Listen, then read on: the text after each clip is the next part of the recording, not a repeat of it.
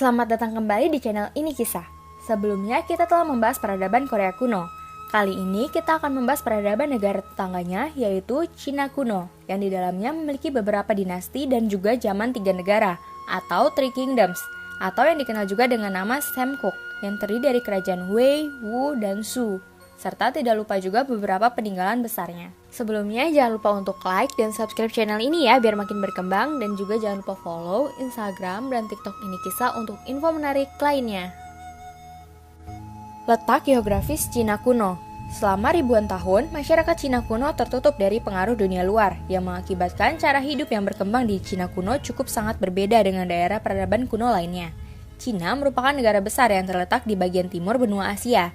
Cina termasuk negara yang mempunyai peradaban paling tua. Wilayah Cina terdiri dari pegunungan dan sungai yang memanjang dari barat ke timur, padang pasir serta Taklamakan dan Gobi serta laut.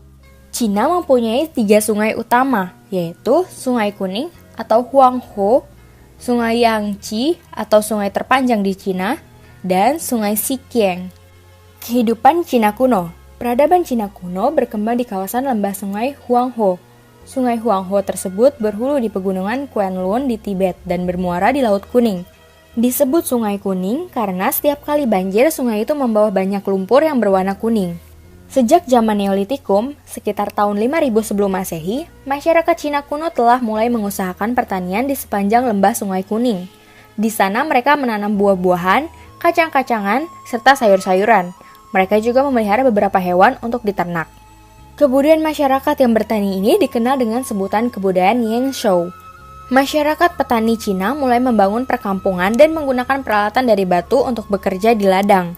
Rumah-rumah yang dibangun memiliki bahan bangunan yang sama. Penyangga rumah berasal dari batang kayu dan atapnya terbuat dari bahan jerami dengan lubang di atasnya agar asap dari tungku dapat keluar melalui lubang tersebut. Masyarakat Yangshou membudidayakan tanaman sejenis gandum dan memelihara babi. Kebudayaan bertani Yangshou kemudian berkembang menjadi kebudayaan Longshan pada sekitar tahun 2500 sebelum Masehi, yang mana pada saat itu sudah memasuki masa kerajaan. Kebudayaan ini diketahui memiliki peradaban yang lebih maju. Tempat tinggal masyarakat Longshan dikelilingi oleh bongkahan tanah liat yang dibuat dengan cara dicetak. Sebagian besar masyarakatnya pun sudah menggunakan tulang hewan untuk berburu. Mereka sudah mengembangbiakan hewan yang lebih banyak dibandingkan sebelumnya, di antaranya babi, domba, sapi, dan kuda. Dinasti.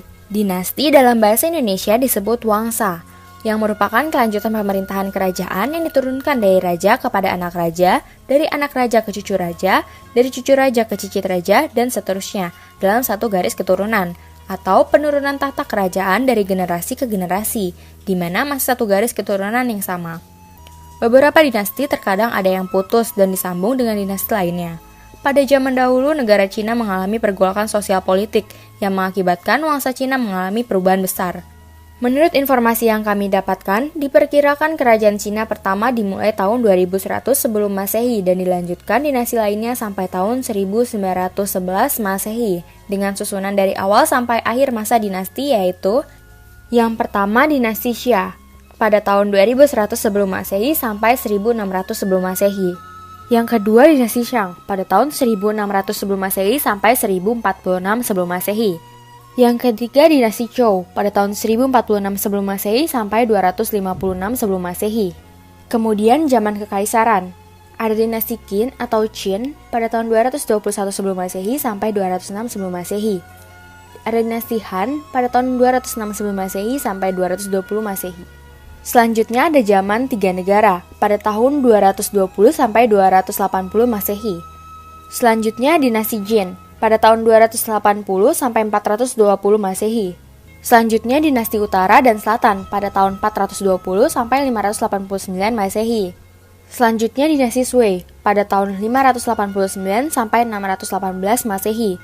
Kemudian dinasti Tang pada tahun 618 sampai 907 Masehi. Kemudian dinasti Liao pada tahun 907 sampai 1125 Masehi. Kemudian dinasti Song pada tahun 960 sampai 1279. Selanjutnya dinasti Yuan atau dinasti Mongol pada tahun 1279 sampai 1368 Masehi. Kemudian dinasti Ming pada tahun 1368 sampai 1644 Masehi. Dan yang terakhir dinasti Qing atau dinasti Manchu pada tahun 1644 sampai 1911 Masehi. Berikut akan diberikan penjelasan lebih lanjut mengenai beberapa dinasti tersebut. Dinasti Shang pada tahun 1600 sebelum Masehi sampai 1046 sebelum Masehi. Di kalangan ilmuwan Cina, dinasti Xia dianggap sebagai dinasti yang pertama kali berkuasa di Cina. Namun, data-data sejarah tentang dinasti Xia tidak dapat dibuktikan, sehingga dapat dipastikan bahwa dinasti yang pertama kali berkuasa di Cina adalah dinasti Shang. Dinasti Shang didirikan pada abad ke-16 sebelum Masehi dan runtuh pada abad ke-11 sebelum Masehi. Masa pemerintahan dinasti Shang berlangsung selama kurang lebih 600 tahun. Pemerintahan dinasti Shang berpusat di Anyang, kawasan yang sekarang termasuk dalam provinsi Henan di lembah sungai Huanghe. Dinasti Shang mengawali pemerintahan Cina kuno yang berbentuk kerajaan. Pendiri dinasti Shang adalah Kaisar Cheng Teng. Dalam menjalankan pemerintahannya, Kaisar dibantu oleh orang-orang yang mampu meramalkan masa depan atau ahli nujum. Alat nujum menggunakan tempurung kura-kura dan tulang binatang dengan alat pisau. Peramal akan mengukir namanya, tanggal nujum, dan pertanyaan-pertanyaan di atasnya. Setelah itu, guratan-guratan itu dibakar dengan api sampai retak. Retakan-retakan itu dinamakan Chow atau alamat dan pertanda. Para peramal akan menafsirkan pesan-pesan ramalan yang terungkap dari hasil retakan tersebut. Dinasti Shang inilah yang mengembangkan kebudayaan yang dikenal sebagai kebudayaan Longshan. Peninggalan-peninggalan kebudayaan ini antara lain berupa bejana perunggu, kereta kuda, dan sistem tulisan. Masa pemerintahan dinasti Shang berakhir setelah ditaklukkan oleh dinasti Zhou. Dinasti Zhou atau Zhou. Dinasti Zhou adalah dinasti ketiga yang berkuasa di Cina. Dinasti Zhou didirikan oleh 3 serangkai, yaitu Raja Zhou Wuwang, Raja Zhou Wenwang, dan Pangeran Zhou. Fun fact, katanya raja-raja ini tidak pernah menggunakan penjara untuk orang-orang yang telah melakukan kesalahan. Dinasti Zhou berkuasa di sebelah barat sungai Huanghe dan berpusat di Hao atau yang sekarang Xi'an, lalu ke Luoyang di sebelah timur. Dinasti ini didirikan pada tahun 1046 sebelum Masehi dan berakhir pada tahun 256 sebelum Masehi. Dinasti Zhou merupakan dinasti terlama yang pernah berkuasa di Cina. Pada masa pemerintahan ini, mereka menganut sistem pemerintahan feodalisme yang disertai dengan pembagian kekuasaan pemerintahan. Dalam sistem feodalisme, kaisar tidak langsung menangani urusan kenegaraan. Sistem pemerintahan ini dasari anggapan bahwa kedudukan kaisar bersifat sakral atau suci. Kaisar dihormati sebagai anak dewa langit, sehingga tidak layak menangani urusan politik. Pemerintahan Zhou membagi Cina menjadi sejumlah kerajaan kecil yang dipimpin oleh raja bawahan atau raja vasal. Raja vasal bertugas menegakkan aturan dari pemerintahan pusat, tetapi memiliki hak untuk mengembangkan dan memperkuat kekuasaannya seperti membangun angkatan perang serta memperkuatnya. Namun, tujuan sebenarnya adalah agar sewaktu-waktu kaisar membutuhkan pasukan, raja vasal wajib mengirimkan pasukannya. Wah, ini sih yang membuat banyak terjadi pemberontakan. Periode catatan musim bunga dan musim gugur. Pada tahun 722 sebelum Masehi sampai 476 sebelum Masehi, kekuasaan dinasti Zhou terpecah menjadi zaman musim bunga dan musim gugur. Zaman ini dikenal dengan periode catatan musim bunga dan musim gugur. Pada zaman ini, pemimpin tentara-tentara daerah yang dilantik oleh dinasti Zhou mulai mempergunakan kekuasaan mereka untuk memperoleh hegemoni. Nah, benar kan feodalisme yang mengarahkan pada pemberontakan? Dinasti Qin atau Qin pada tahun 221 sebelum Masehi sampai 206 sebelum Masehi. Memasuki masa awal kekaisaran Cina, pada tahun 230 sebelum Masehi, Raja Yingzheng atau Shi Huangdi memulai kampanye untuk menyatukan Cina. Dalam kurun waktu 9 tahun, negara Qin berhasil membasmi 6 negara yang lain dan menyatukan Cina pada tahun 221 sebelum Masehi. Dengan demikian, berakhirlah situasi Cina yang terpecah belah selama 600 tahun. Raja Yingzheng dikenal dengan nama Shi Huangdi atau Qin Shi Huang, yang memiliki arti kaisar pertama pendiri dinasti Qin. Ia adalah kaisar pertama yang berhasil mempersatukan seluruh wilayah Cina kuno. Nama Cina sendiri diambil dari nama dinasti Qin. Kaisar Shi Huangdi berkuasa pada tahun 221 sebelum Masehi. Pada masa pemerintahannya, Shi Huangdi menghapus feodalisme, menghapus kerajaan-kerajaan kecil dan menggantinya dengan membentuk provinsi, sehingga terbentuk sistem unitarisme, yang dimana kaisar berkuasa mutlak dalam pemerintahan. Kekuasaan negara terpusat di tangan kaisar, sehingga kaisar mempunyai hak untuk campur tangan dalam segala urusan politik. Shi Huangti sangat dibenci oleh semua orang karena memerintah dengan tangan besi. Ia menyingkirkan semua orang yang tidak sepaham dengannya. Dialah salah satu tokoh di balik berdirinya tembok besar Cina. Sifat tangan besinya ini juga tampak dalam kerja paksa dalam membangun tembok besar Cina. Bahkan sebelum wafat ia memerintahkan pembangunan makam terakota yang sangat luas, menyerupai sebuah kota. Setelah Kaisar Shi Huangti meninggal pada tahun 210 sebelum Masehi, para gubernur dari tiap-tiap provinsi berupaya untuk merebut kekuasaan tertinggi di Cina. Penerus dinasti Qin tidak ada yang setangguh Shi Huangti, sehingga menyebabkan pemerintahan semakin melemah. Kelemahan pemerintahan pusat ini menyulut pemberontakan dan kemelut politik. Hal ini mengakibatkan berakhirnya kekuasaan dinasti Qin pada tahun 206 sebelum Masehi.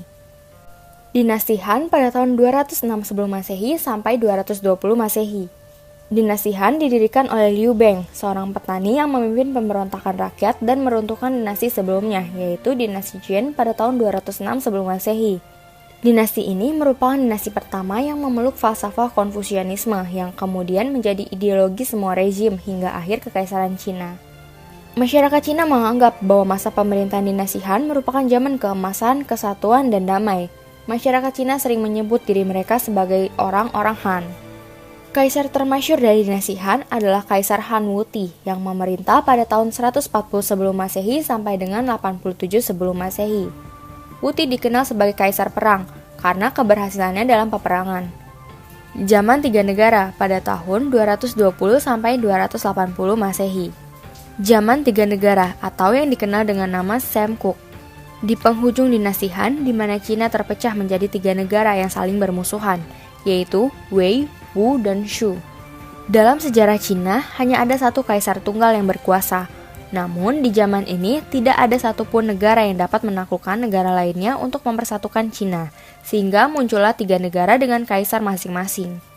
Negara-negara tersebut antara lain: yang pertama, Kerajaan Wei atau Cao Wei yang dipimpin oleh Cao Pi yang beribu kota di Luoyang pada tahun 220 sampai 265 Masehi. Yang kedua, Kerajaan Wu atau Dongwu yang dipimpin oleh Sun Quan yang beribu kota di Jianye pada tahun 222 sampai 280 Masehi. Yang ketiga, Kerajaan Shu atau Shuhan yang dipimpin oleh Liu Bei yang beribu kota di Chengdu pada tahun 221 sampai 263 Masehi. Tokoh-tokoh yang muncul selama zaman 3 negara antara lain Yuan Shao, Dong Zhuo, Yuan Shu, Lu Bu, dan Guan Yu. Pada akhir perang, Cina dapat dipersatukan oleh keluarga Sima yang merebut kekuasaan dari negara Wei dan menaklukkan negara Wu, serta mendirikan dinasti Yin atau Jin. Konfusius. Tokoh intelektual Cina yang paling berpengaruh adalah Kungfusi, atau yang lebih dikenal dengan nama Konfusius. Konfusius lahir pada tahun 551 sebelum Masehi, 12 tahun lebih muda dari Siddhartha Buddha Gautama. Konfusius sangat berperan dalam kebijaksanaan, mempelajari sejarah, musik, dan sifat moral. Ajaran Konfusius merupakan reaksi atas pendidikan di Cina pada waktu itu yang berorientasi pada utilitarianisme dan profesionalisme, sehingga pendidikan pada waktu itu menjadi monopoli kaum bangsawan. Konfusius berpendapat bahwa pendidikan itu terbuka bagi semua orang tanpa pembedaan kelas. Hakikat manusia tidak dipandang secara teoritis, melainkan dilihat dari keadaan manusia yang aktual, yaitu hubungan antar manusia.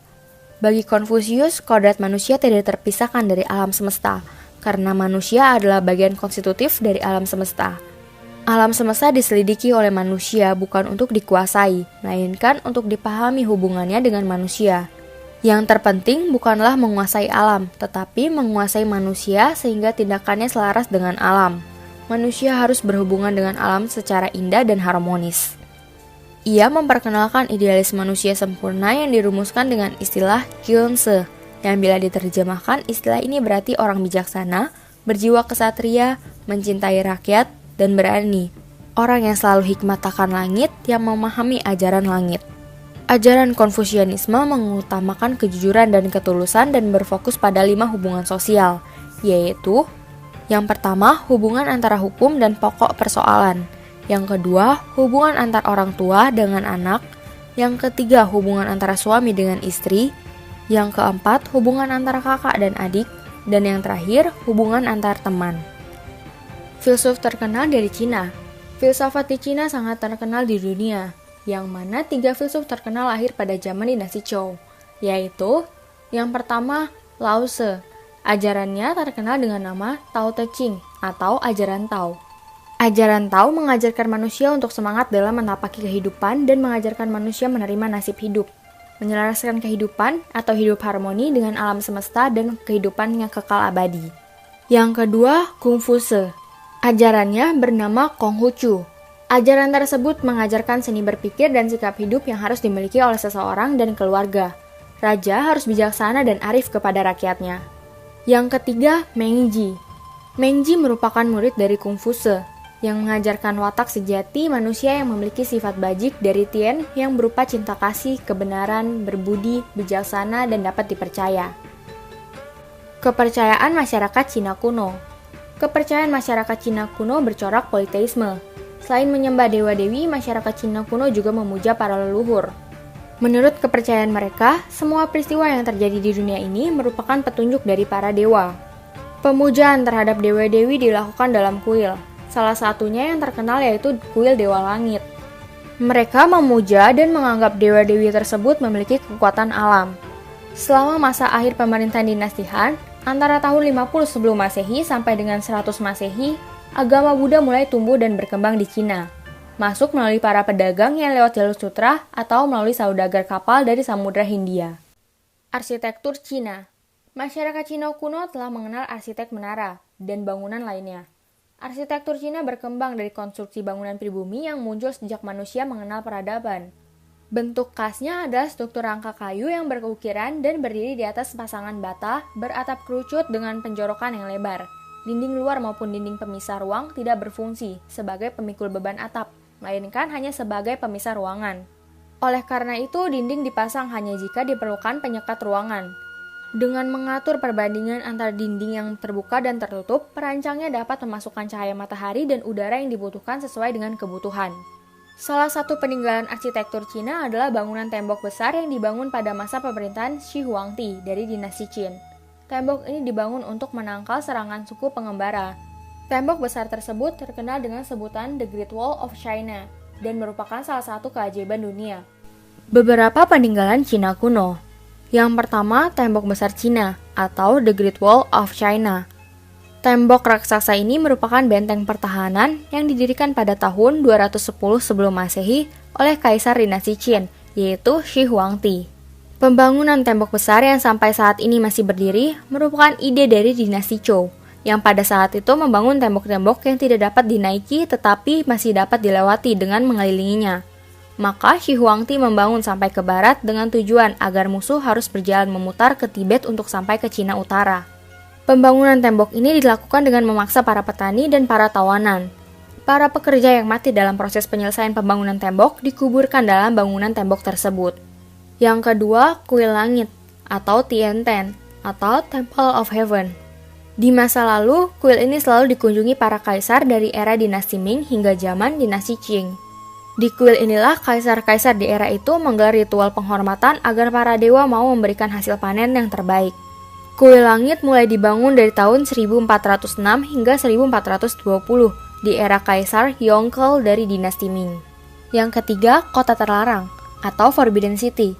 Kota terlarang adalah kediaman atau istana keluarga kaisaran selama 2 terakhir dinasti, yaitu Ming dan Qing. Namanya berasal dari kenyataan bahwa orang asing dilarang untuk masuk, yang diperbolehkan hanya keluarga dekat kaisar saja.